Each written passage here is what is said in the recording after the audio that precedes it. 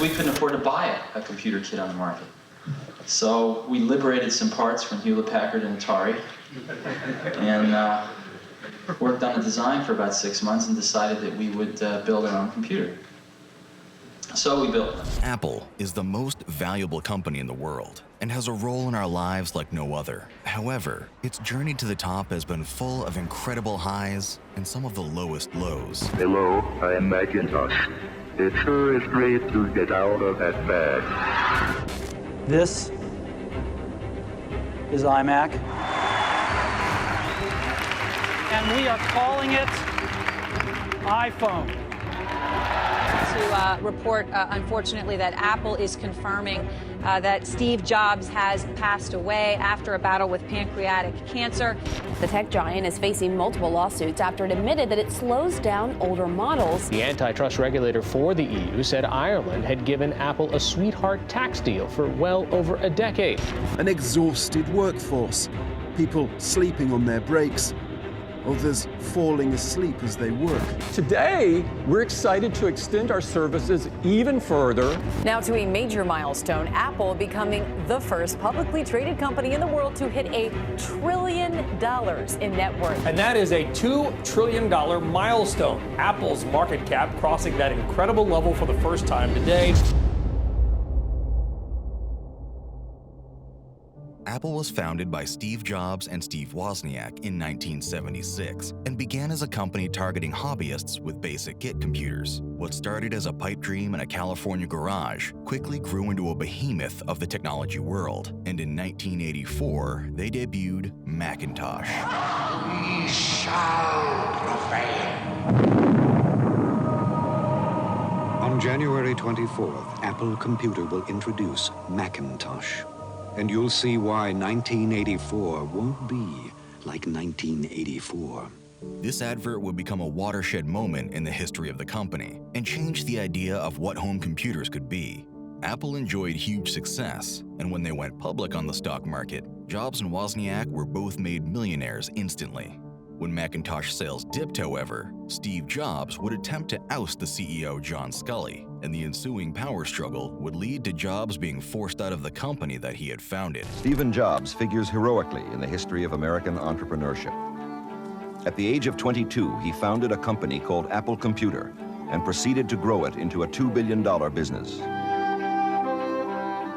In the spring of 1985, he lost a power struggle inside Apple and left the company he had created. Although the company did have some successes from that period on and innovated in a number of areas, it's difficult to view that period when Steve Jobs was absent from the company as particularly successful. They went through a large number of executives, and ultimately, just before Steve Jobs returned to the company, they were on the verge of bankruptcy.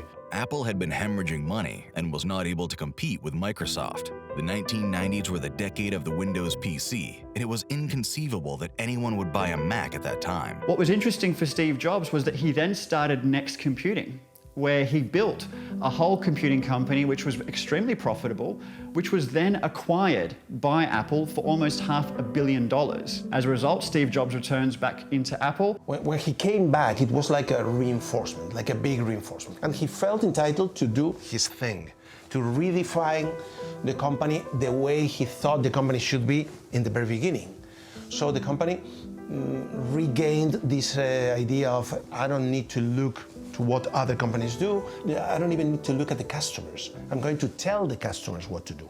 And this takes a lot of guts. Steve Jobs' return brought huge changes. Product lines were cut down, and visionary designer Johnny Ive was brought on to set Apple's design philosophy. The launch of the iMac in 1998 would become the blueprint for Apple's products for years to come. Well, today, I'm incredibly pleased to introduce iMac, our consumer product. If you think about the iMac that first came with Steve Jobs, he brought color to computing. Actual colorful looking designs on a computer was something that people hadn't really seen before. Suddenly, a computer was something that would look good and would actually look nice in a living room rather than just buried in a bedroom. Apple was on a roll and capturing the public's attention in a way consumer electronics had never been able to before. In 2001, they launched the iPod. It may not have been the first MP3 player of its kind, but it redefined the market. Suddenly, listening to music was trendy and sexy, and Apple went from strength to strength. Arguably the single biggest moment in Apple's history, however, came on a crisp January day in San Francisco in 2007. So, 3 things: a widescreen iPod with touch controls, a revolutionary mobile phone, and a breakthrough internet communications device. An iPod, a phone, and an internet communicator. An iPod, a phone. Are you getting it? These are not 3 separate devices. This is one device. And we are calling it iPhone. Today, Apple is going to reinvent the phone. And here it is. To this day, over 1 billion iPhones have been sold worldwide, and Steve Jobs and Apple have undeniably changed the world we live in. The technology that they have popularized has revolutionized the modern age and reshaped our relationships with each other and our environment. From smartphones to smartwatches, earbuds to computers, millions of lives today are enhanced and affected by Apple products. It's difficult to look at Apple and all that it has achieved and say that it has not left the world better than it found it.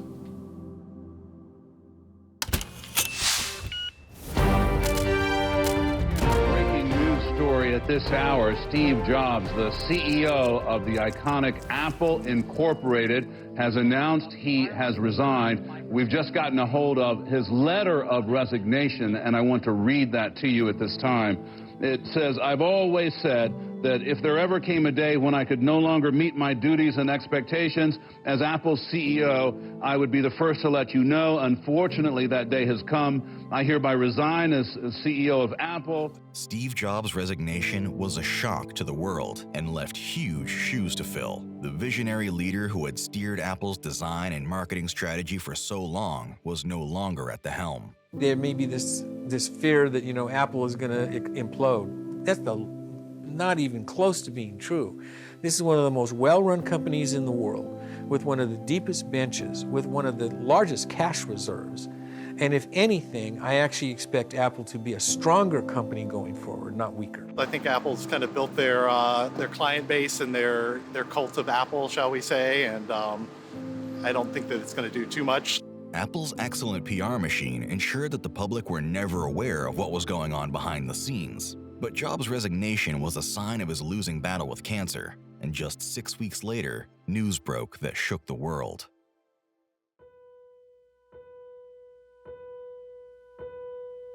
Steve Jobs, co-founder of Apple and the most successful businessman of his era, dies age 56. To report, unfortunately, that Apple is confirming that Steve Jobs has passed away after a battle with pancreatic cancer. Steve Jobs, a rebel and icon, dead at 56, father of 4, inventor of the Apple computer, inventor of the iPhone, the iPod, and the iPad, one of America's foremost business executives, a master retailer, a master inventor, a demanding boss, has died, succumbing to liver cancer and pancreatic cancer. Just minutes ago, Apple's board of directors issued a statement saying, in part, Steve's brilliance, passion, and energy were the source of countless innovations that enrich and improve all of our lives.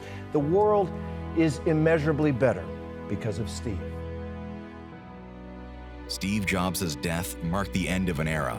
Apple was his life's work, and countless questions surrounded the future of the company. Before he died, Jobs wanted to protect his legacy, and so he hand-picked his replacement, Tim Cook.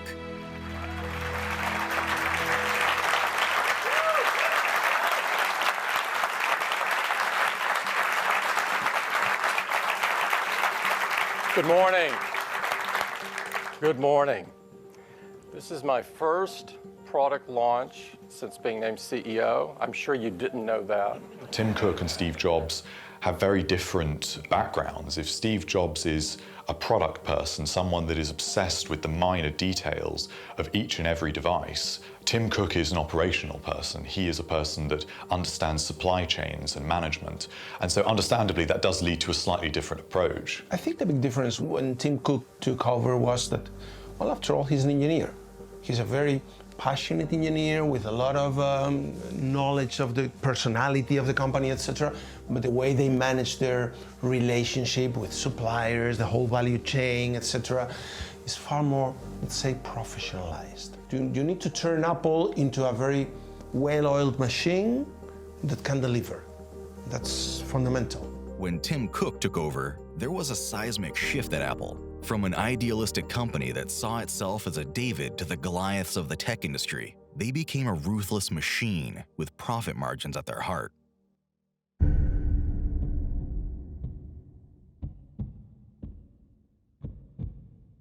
In 2010, experts began to notice a worrying change in Apple's financial reports. They had suddenly stopped making all of their money in the U.S. And we turn to a side of the tech revolution that rarely gets attention. How much do our leading tech companies pay in taxes? Apple could be about to feel the wrath of the European Commission, which is set to accuse the US tech giant of benefiting from illegal Irish tax deals. It turns out good old Apple might owe Italy around, €1 billion in back taxes. This shift prompted both EU and US Senate to launch detailed investigations into what Apple had done. And it was these investigations that indicated to the public that Apple may have sidestepped the law in its quest to maximize profits. You swear that the testimony you're about to give will be the truth, the whole truth, nothing but the truth, so help you God. I do, so help me God. Since 1980, Apple has had an R&D cost-sharing agreement with our Irish subsidiaries. Our cost-sharing agreement, which is common in the industry, is audited by the IRS, and we are in full compliance with all laws and regulations. This agreement shifted the economic rights in your crown jewels to 3 Irish companies that you own and control.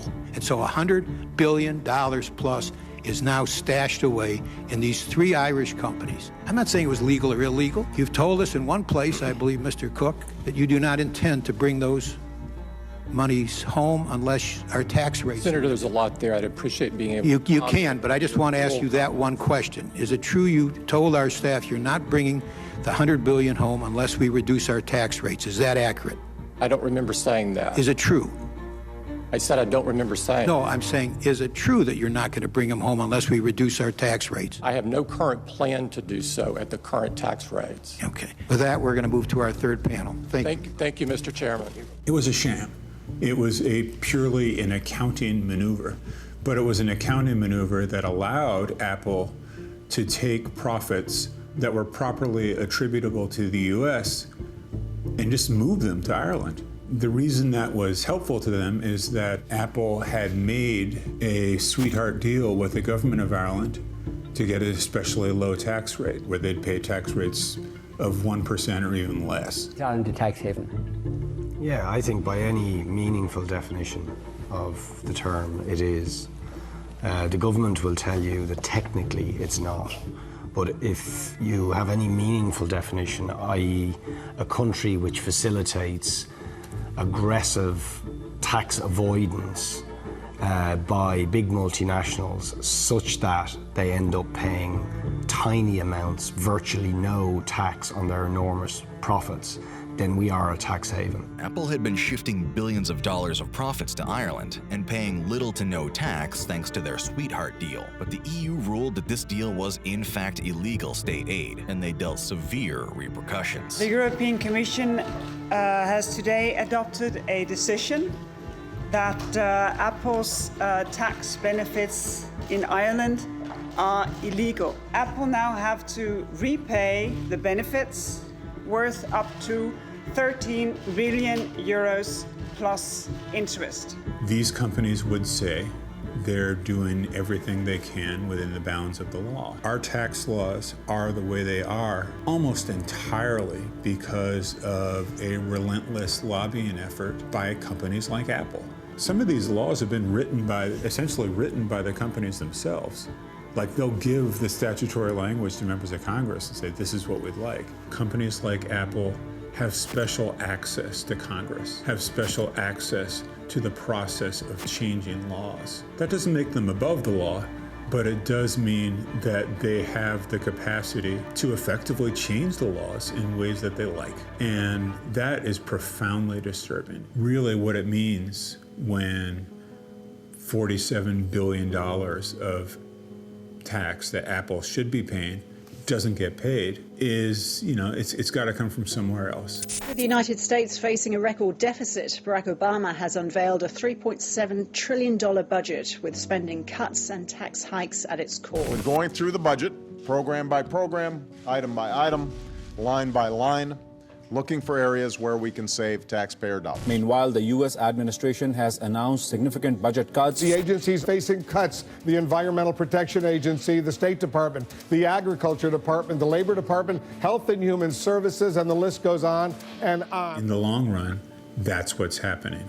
All this revenue loss is coming out of something that we'd all really like to see, like structurally sound bridges and roads, a good education system, a healthcare system that we can all rely on. All of these important services are incrementally eroded by tax avoidance on this scale. Everybody loves their iPhones, and so it's easier for people to fall so in love with their iPhones that they don't really want to think about what else the company is doing. The responsibility for corporate tax avoidance by Apple and other companies can be laid at the feet of a compliant Congress, politely passing whatever bills the corporate lobbyists want them to pass. But part of it also has to do with the public. And we need to get to a place where voters care enough to find out whether the companies they're patronizing are really good citizens of the world. Apple's corporate tax avoidance shows no sign of slowing, and the real-world implications of this are felt across the globe. This friendly company with innovation and care at its heart is using these loopholes to take the money away from its customers in the places it could truly make a difference.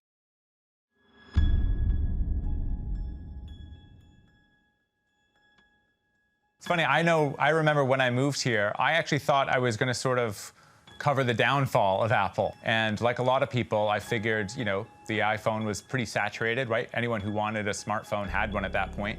And it wasn't clear to me how Apple was going to continue to eke out profits. And of course, they basically doubled in valuation since then. And I realized that all the assumptions I had were just, totally backwards. The power of the ecosystem is really just beginning to be understood, I think.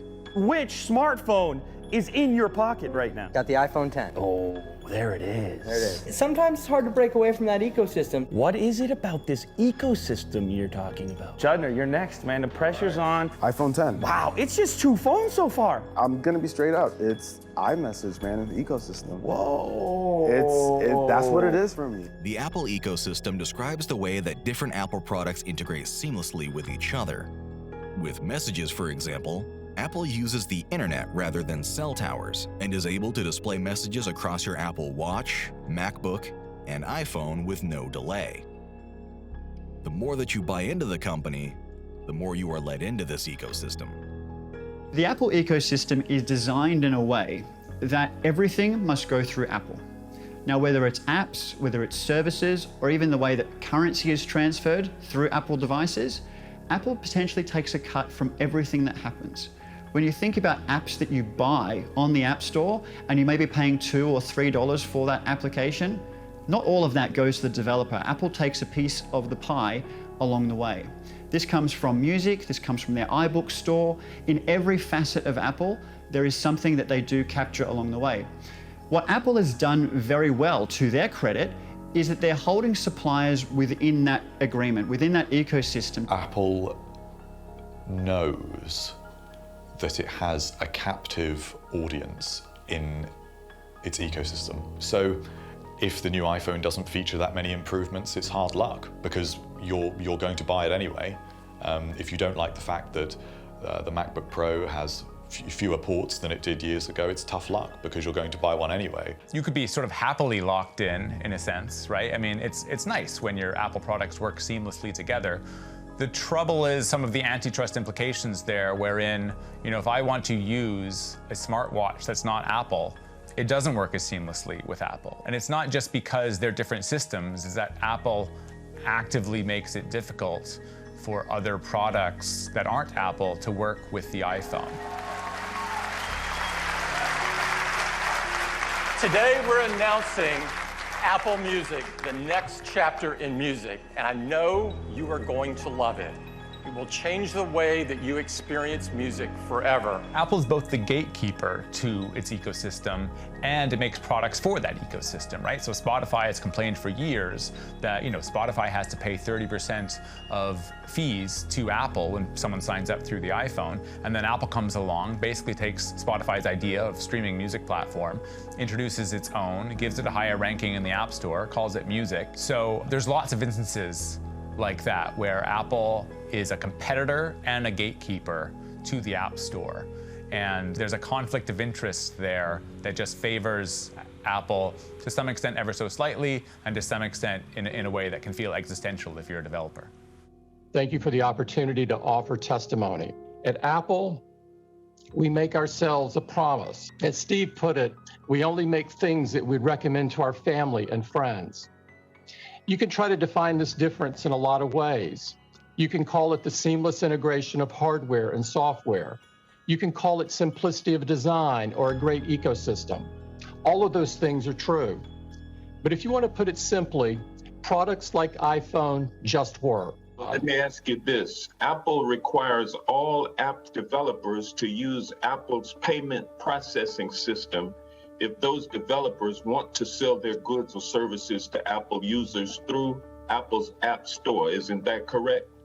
That is correct, because it's by processing payments for apps that you allow into the App Store, you collect their customer data and you use that data to inform Apple as to whether or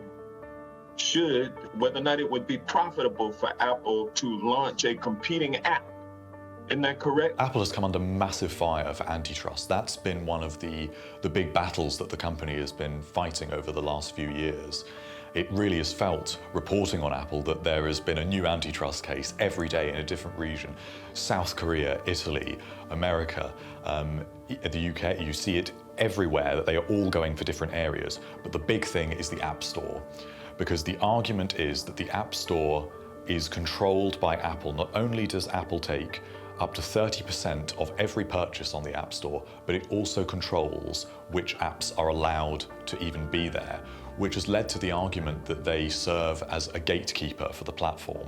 And European Union regulators have accused Apple of violating the bloc's antitrust laws. Yeah, I think that it's a bold move. I think that at the end of the day, antitrust scrutiny on Apple is increasing. Yeah, that's right. You've been called one of the most important trials in Apple's history, with the game maker accusing the tech giant of violating antitrust law. In a sort of layperson sense of, if I want to download an app onto my phone, how do I do it? There is only one answer, right? And it's the App Store.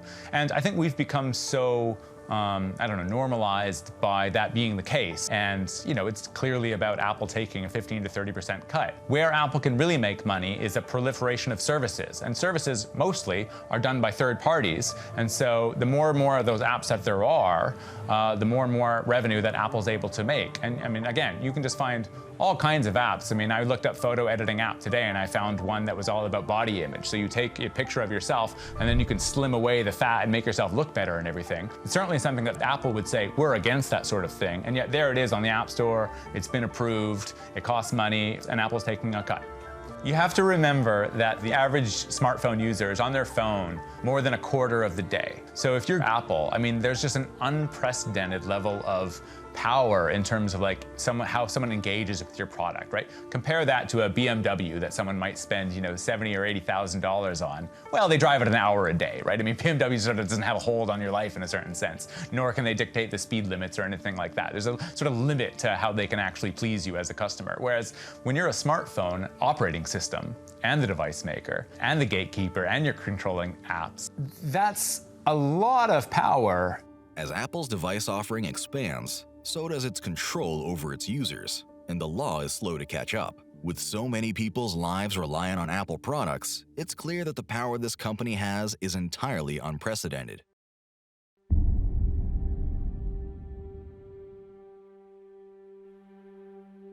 Over the last few years, technology has enveloped the entirety of human life. All of the information about someone's career, health, and relationships is now stored on their phone, and the security of that phone is fundamental to the human right to privacy. Someone once said to me about Apple that at one point they were like a cute kitten, adorable, and this was a small company. We're thinking back in the 90s when Apple was fighting against Microsoft. But as they've grown bigger, they're like a tiger, something that is much more dangerous and also maybe cute, but it's still, you need to have a healthy respect around a tiger. And I think as Apple has grown bigger, it has gotten some enormous power. It is the largest company in the world. It's being called a regressive step for privacy by critics. Apple plans to enable a feature that will scan iPhones, iPads, and Mac computers for illegal content. Apple plan to scan iPhone images raises fears over bulk surveillance. Apple plans to unveil new iPhone software designed to identify images of child pornography from just about every phone they've manufactured. This is a big sea change for Apple because it had been the what happens on your phone stays on your phone company. They had been promoting privacy and security as being their main differentiators with other competitors. And this was endangering this notion that it was your phone. Now, the biggest danger of this is that they may face pressure to go beyond the child sexual abuse material that is the initial focus of this, because so many countries out there want to scan for more. They want to scan for anything that could be dangerous to their regimes. And we've seen this in a number of countries where they have laws on the books saying that companies have to find and eliminate things they don't like. In September 2021, both Apple and Google were pressured by the Russian government to remove certain apps from their app stores. These apps were from opposition parties, offering advice on how to best vote to remove Putin. Apple and Google both complied. Well, if a local law says, well, you got the scanning mechanism and we need you to expand what you're scanning about, then Apple's going to have to face a choice about whether it wants to continue doing business in that market or whether it's going to comply with that law and potentially be engaged in a massive, authoritarian censorship scheme. I think Apple has grown to be such a behemoth on this planet that they do certainly think that they are above the law in some cases, or even above ethics. I think what you'll tend to find with Apple is that they're certainly keen on making sure that privacy is more of a marketing tool than potentially doing good for the world. There is that arrogance, there is that perception that they would rather make sure that consumers strongly believe that their privacy is safe with them than actually helping people when they need it. Aside from the products that have come out this year, like the iPhone 13, the major theme of Apple this year has really been privacy. And privacy has been at the forefront of what Apple's been doing for several years. But they really have been marketing it a lot, right? They've used the Las Vegas slogan, but for Apple in the past, right? What happens on your phone stays on your phone. And they have a particular ad, and they sort of personify how people track you as you use your phone. So as he gets into a taxi, for instance, somebody else gets in with him and follows him around. So by the time he gets to the end of his day at his apartment, 20 people are in his apartment or whatever. And then he gets on his iPhone and he clicks a button that says, ask apps not to track. And they all go poof. And the idea is that, of course, your privacy has been maintained because Apple's given you this feature.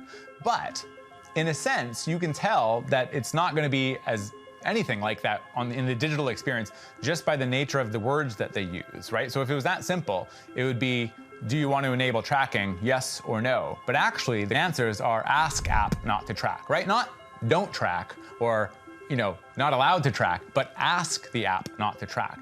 And so far, since Apple's introduced this policy, developers basically tell me, they really haven't done anything. So you're still being tracked by a whole host of digital ads companies, by obscure data brokers that you've never heard of, that are doing everything that basically Apple was saying was bad in the commercial, but they're giving you the illusion that they've solved this problem by pressing this button. And you can actually argue that that's sort of a worse situation to be in, because by pressing the button, you assume that you have security, but when in fact you actually don't. Whereas, if someone's using an Android phone where you basically don't have the sort of luxury of thinking that you're living in this privacy-centric world, you might be a little more weary of the websites you're using and how you're, interacting with your apps or whatever, because you sort of know, hey, this is a bit of a dangerous town, don't leave your money, on the floor or whatever, right? Keep things close to you. So they've given you this understanding that things are really private, but in actuality, there doesn't seem to be much evidence that they are. iPhone 10, your iPhone is locked until you look at it and it recognizes you. Nothing has ever been simpler, more natural, and effortless. We call this Face ID. Every time you glance at your iPhone X, it detects your face with the flood illuminator, even in the dark. The IR camera takes an IR image. The dot projector projects out over 30,000 invisible IR dots. We use the IR image and the dot pattern, and we push them through neural networks to create a mathematical model of your face. Face ID on the phone, if it's using it just for verification purposes and the information never leaves the phone, then it doesn't have very strong implications. However, if the information used for facial recognition that is developed by an iPhone over the years is transferred elsewhere such that now your face can be readily identified in all sorts of other contexts while you're in the crowd, right? This has tremendous implications for our lives. And so putting that in the control of the user can help protect against the danger of the company turning bad later.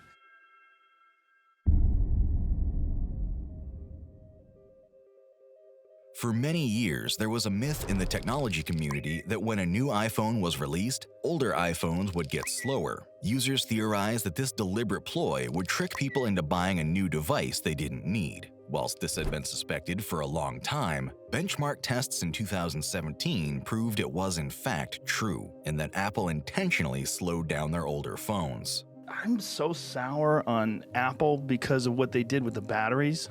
Yeah. That was such a dirty thing to me because everybody had always suspected, like my friend Brian was always like, dude, I'm telling you, when the new phones come out, your old phone starts moving slower. I'm like, dude, that's a conspiracy. That's all. But then when I found out that it was real, I was like, The problem was the way they didn't tell people. Like, they could have just avoided like the whole PR, whatever you want to call it, by just telling people, look, this is what we do when your phone's getting older. We need to preserve either the CPU or the battery. They didn't tell us until people started suspecting things and they had to make a statement. And then it looked kind of dirty and like hidden. I don't buy it. Yeah. I think it's a trick to try to get you to buy new phones. There's no way they didn't think about that. Yeah, of course There's they no thought chance about they didn't it. think about that. We'll focus now on a sneaky strategy used by some manufacturers to keep consumers buying electronics.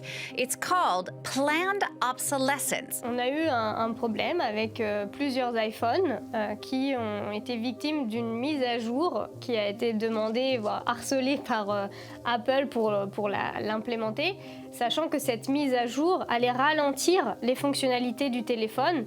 Par exemple, je me souviens que des témoignages comme quoi le clavier ne fonctionnait plus ou les applications étaient très lentes ou ne s'ouvraient plus. Donc le téléphone était quasi inutilisable.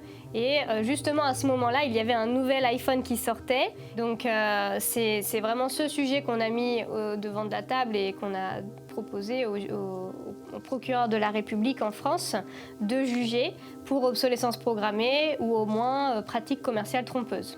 Following this court ruling, Apple was fined more than $27 million for the intentional slowing down of older iPhones. Je crois que la sanction financière qu'il y a eu en France, elle est quand même importante, mais elle n'est pas suffisante au regard du géant d'Apple. Bon, cette sanction a été appliquée dans d'autres pays. Donc une fois cumulée, ça commence à faire beaucoup d'argent. C'est sûr que quand on touche au business model ou en tout cas à la rentabilité d'une entreprise, c'est un bon moyen de les influencer. Mais certainement ce n'est pas suffisant parce on peut sûrement encore plus d'argent avec ce modèle qui ressemble à de l'obsolescence planifiée. A fundamental part of Apple's business model relies on its customers buying new devices. So, to an extent, this planned obsolescence is unavoidable. There is a coming storm with this because it doesn't fit with Apple's current philosophy of trying to limit its impact on the environment, trying to reach net zero by 2030. I think it's important to make products repairable and to give customers a way to do things with their products or modify them, but it goes against the Apple credo, which is we control the experience. So if we control the experience, we don't want you to take your Apple product someplace else. The problem with the Apple credo is that it's, well, the paternalistic to the extreme. Okay, you can't do this because it will ruin your experience. No one else can do it except us. In the old days, when something broke, we fixed it. These days, it's more like we're in a fix. Today's gadgets are either designed to be unfixable by the average person, or by anyone at all. For years, Apple have made their devices intentionally difficult to fix, citing safety concerns and the need to protect trade secrets. However, recent years have seen a growing discontent over Apple's stubbornness, culminating in a whole host of potential new legislation on the verge of being passed around the world. I'd now like to go to House Bill 1124, Delegate Feldmark. Good afternoon, Mr. Chairman, Madam Vice Chair, committee members. For the record, I'm Delegate Jessica Feldmark and pleased to be here to present House Bill 1124. House Bill 1124, Right to Repair, would allow consumers to exercise the full rights of ownership over the products they purchase, including the right to repair those products. I am Emily Ranson with Clean Water Action, and we have submitted testimony that many other environmental groups have signed on as well. If Marylanders were able to hold on to our phones for just one more year on average, it would reduce the climate pollution equivalent to taking 11,000 cars off the road. On the one hand, Apple is talking about what a wonderfully environmentally great company they are, and they've got their fancy new spaceship campus with solar panels on the roof. On the other hand, manufacturing these products is incredibly environmentally destructive. It's a huge amount of fresh water that's destroyed in the process of making these phones. It's a large amount of carbon that's emitted in the atmosphere.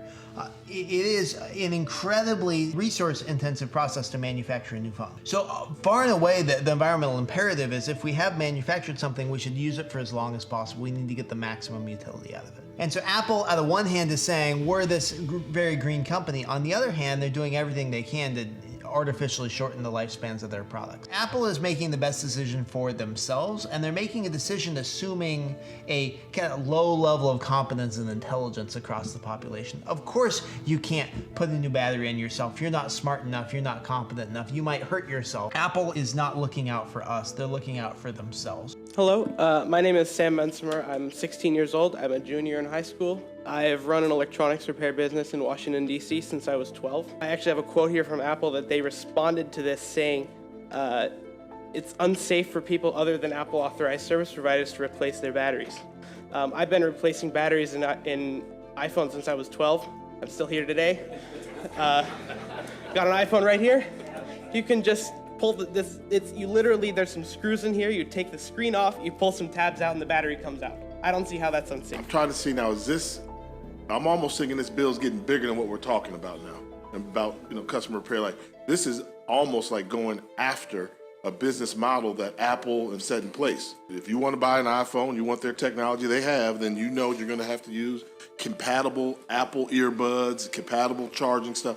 But it kind of that's their business model, what they set in place. The strategies Apple has employed to keep its customers buying devices have been replicated by technology companies across the world, but it's not the phones that have an expiration date, it's the batteries within the phones. Well, imagine if we had to do this with cars. If when the tires on your car wore out, it was, well, I guess it's time to go and buy a new one. None of us would put up with that, but we do with a phone. And I mean, the battery in your phone lasts 18 months to 2 years tops, and then you need a new battery. We should be replacing our batteries 3 times before we replace our phones, but that's nowhere in the user manual for an iPhone. Instead, it's, hey, yeah, maybe yours is old and slow, but look at the shiny new one that we've got. Well, it's slow because the battery's degraded. Throw a new battery in and it'll be good as new. If we're going to solve climate change, if we're going to reduce the overall amount of CO2 that we put into the atmosphere every year, we're going to have to address the root of the problem, which is consumption. We have to reduce how much we consume. Unless we address that root problem of consumption, we're not going to be able to fix all of these second order effects. We've been trained. I mean, this has been, systematic consumer brainwashing. Every year there's a new one. It's the iPhone 10, 11, 12. Oh, mine isn't as cool because I don't have the fancy new camera. Consumers are starting to see the writing is on the wall, and hopefully that will slow down the money spigot a little bit. The right to repair movement has been sweeping the world, and new laws are close to passing in dozens of countries. But this movement poses a huge threat to Apple's business model, and Apple's influence in governments is still significant. The Environment, Energy, and Technology Committee of your Washington State Senate in our constitutional republic, come to order. Okay, great. We're going to begin with the public hearing on Senate Bill 5799. Good morning, Mr. Chair and members of the committee. I am Charlie Brown. I'm here today on behalf of the Consumer Technology Association. We are opposed to Senate Bill 5799. We don't believe that the legislature should pass this legislation without considering the unintended consequences. I'm sure that all of you have heard about lithium-ion batteries and the potential problems that can cause when they are not connected properly to a device. I have to say that at this point, with the language that's in this legislation, we absolutely oppose this bill. Senator Stanford. Why do I have to get a super special screwdriver in order to do that? I think that's really the focus here. It's not about being able to get into every little electronic component in this thing. It's about being able to fix a USB port or a worn piece of rubber. So could you talk about that? We recognize that this is an issue that many members of this body are concerned about, but at this point, this is not something that we think that this committee nor the legislature should move. I'm trying to understand your issue because I'm kind of with these guys. I got 3 layers with my car. I thought the car example was excellent. I can take it to the dealership and get it fixed. I can take it to my non-dealer repair shop who's certified, or I can take it to my neighbor Eddie and have him fix it, right? So I have all 3 layers that I can go through with my automobile, and I can make the decision that's best for me. So unless you guys can show like a real risk to copyright infringement and digital theft, piracy, those types of things, I don't really understand why we wouldn't let everybody have a crack at fixing my phone when it breaks. That's the part. I do understand if you can prove a real threat to your intellectual property. I'll just briefly address this. Thank you for that, Senator. I do want to say our products that my technology companies are working on are meticulously designed, and they are using the highest caliber parts. And I would love to follow up with you. Do I own this phone? I mean, it sounds like when I buy it, my intention, my understanding was I pay you money, it's now mine. But it sounds like there's some lasting commitment where, am I renting it from the company? Like, why do I have some obligation back to you? How is this relationship different than when I buy other products in the marketplace? There are some. So let me just interrupt you there. We need to wrap up this panel. We need to move along. But I do encourage, I hope you can hear that there's a lot of support for this broad issue. With that, concludes our public hearing on Senate Bill 5799. You have the most profitable corporation in history of humanity. And you've got a lot of lawsuits that have been successfully chipping away at it, but they're not stopping the juggernaut. The only way that we're going to see systemic change, the only way we're going to see Apple's behavior change is if we get laws passed that force them to change. And Apple has lawyers at every step of the democratic process working to preserve this juggernaut of obsolescence that they've built. And so trying to dismantle that systematically has been very challenging. It's taken us a long time to get to where we're at, where we have legislation just about ready to pass. And I'm optimistic, but I also am realistic about the amount of money that is arrayed against us.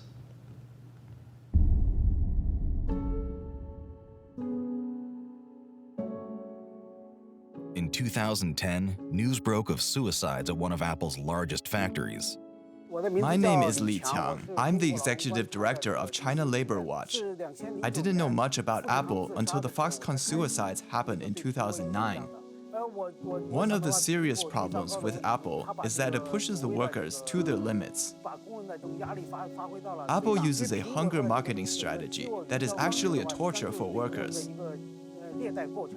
Their marketing usually starts in September, which needs a lot of production, and it goes till November, 3 months in total. There were reports of people forced into working 20-hour days, chemicals being used that caused irreparable damage, and grueling conditions for those working the assembly lines in these Apple factories. It needs a lot of workers, and they have to work overtime to complete it. Whereas in the off-season, from December to June of the following year, it has the factories fire a lot of workers, so many workers lose their jobs. This is how it goes. So the workers are under great pressure. During peak season, they work 11 to 12 hours every day, 7 days a week. A lot of workers are not allowed to ask for leave. If they can't get a day off, some worker death cases show that some died of a cold, or inflammation, or common sickness. I think all the factories of Apple's supply chain are using forced labor like Foxconn and GNDC. This forces the workers to continue working in the factory, otherwise they are not paid at all. And of course, Apple benefits from it. When Apple is rushing orders, that is when consumers like you and me are going crazy to buy Apple products in a short period of time, and it's the workers that have to pay the price for it. The workers are forced to work in factories instead of getting their wages. I think it is something that consumers should be more aware of, simply because I think, in a sense, we're all in the plague pit with it. Everyone's hands are dirty, so there's no escape from it. I don't think Apple has done anything. They just do a lot of PR instead of supporting the workers. But they are fully aware, as are the investors who are profiting from this process. I feel very bad that Apple, acting as a prestigious company, is lying all the time. Apple's lies are terrible. But what's worse is they distort facts that are clearly true for their own profit. Although Western consumers like to think that they are morally virtuous in some areas, you need only really look at some of the conditions in these factories that are being paid for out of our pockets to know that we're perhaps not as virtuous as we think we are. It actually gives the workers a very bad impression. As we all know, Apple is an American company which calls for human rights. But quite a lot of its workers in China are college students and the young generation.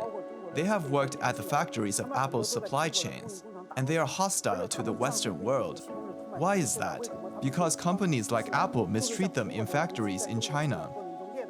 So, although Apple's impact on Sino-US relations is indirect, it has responsibility for it, and a lot of consumers are not aware of that.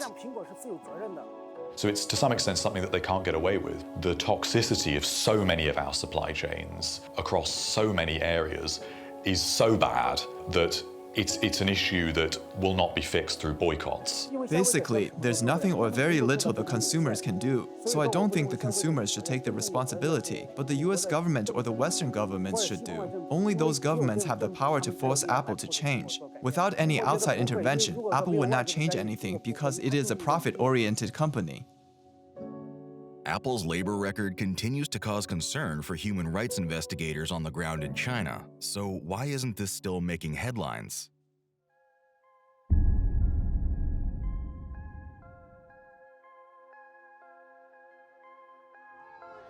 The cult of Apple has been talked about for years. Millions of fanatics around the world revere this company and praise its every move. They religiously defend the company on social media and purchase every device that they come out with. And this is no accident. Apple has been quite astute at understanding early that there is something that we might call religious about the way we use technology. And it's almost baffling that other companies didn't work that way, right? Like we don't think about like a PC with that sensibility of like awe and delight, you know, that we're gonna open it and it's just gonna pop on and we're gonna feel feelings. We don't even expect it. And I think one of the things that Apple did really early and consistently was understand that that was a space you could aim for and feed it, right? Sometimes quite explicitly through like Apple evangelists who would work on college campuses to talk about the iMac or something. If Apple signed up today as a religion, they've already got their Mecca in Cupertino, which does look a little bit creepy in some ways, and all of their stores are their small churches. We know that when it comes to an iPhone launch day, especially in the past when people actually used to queue up for iPhones, they used to camp for days. People used to camp around their stores, living on the streets, just to make sure they could be the first ones to get their hands on an iPhone. Leading up to that countdown of those doors opening, Apple staff would line up and surround the entire store and almost start chanting and clapping in this rhythmic way that made you feel like maybe you were walking into a bit of a cult. And you transferred over that money and you bought a device and suddenly you felt like, am I actually paying for this? The experience is too good to be true. I've paid over $1,000, but I feel so welcomed here. Apple stores are famed for the way they christen people into their Apple family and are heavily trademarked for their layout. The tall ceilings, white walls, and open plan design are synonymous with the Apple brand. That kind of design is something much closer to the feeling of being inside of like a community worship center or a large church of the late 20th century than it is your ordinary big box store, right? This is a little bit of what heaven's supposed to feel like. Typical joke is that Apple could sell milk, and of course they would sell milk at with a huge overpriced, overcommon milk, and when you see customers lining up to buy that milk, they will, hey, why are you lining up to buy milk? It's, after all, it's milk. And they would say, no, it's milk, but it's white. You have this company that is able to exert this distorting light, and when they get a new product, you don't feel that you're buying a product. You're becoming part of something. You are enhancing your image. And that's amazingly powerful. People buy it because it says something about them. It's a status symbol as much as it signals your merit and your appeal to other people. I would say this is a bit of a parable for the 21st century and the way that we're going to have to think about planetary crisis. That there's a kind of parable of the clean, the smooth, the seamless that we call ecosystem that's designed precisely in a way that distracts us from what's happening on ecosystems. You know, like it's not lost that you can open an Apple and the first thing you'll see is some beautiful natural landscape as your desktop. And that these things are named after great landscapes in California that are increasingly experiencing pressure from climate change and wildfire. So we have to read these ironies together and maybe think about why, as much as it's important to look at the religious aspects of technology, it's important to ask ourselves, is ecosystem still the word we want to use to describe a successful technology that's able to bring a bunch of devices together? Like maybe that's not smart. We wanted to make sure that we send a clear message to Apple and then also to the folks who are out in the line so they know more about the company that they're supporting today. And I'm a loyal Apple customer. I own an iPhone, I own a MacBook, and I love Apple products. But I also want to make sure that the folks who make the products that I love so much are treated ethically. Do we want to build a world where any corporation has so much share of resources in the world and so little scrutiny? I don't think that's sustainable for us. So the kinds of reframing it's going to take to push back, it's going to have to really come from a more public reframing of what kinds of other values we insist upon as a way of creating a whole ecological solution for a shared planetary future. Who do you belong to and who do we choose to belong to? As an uncertain future looms, the power is in the hands of the consumer to demand more from the companies we give our lives to.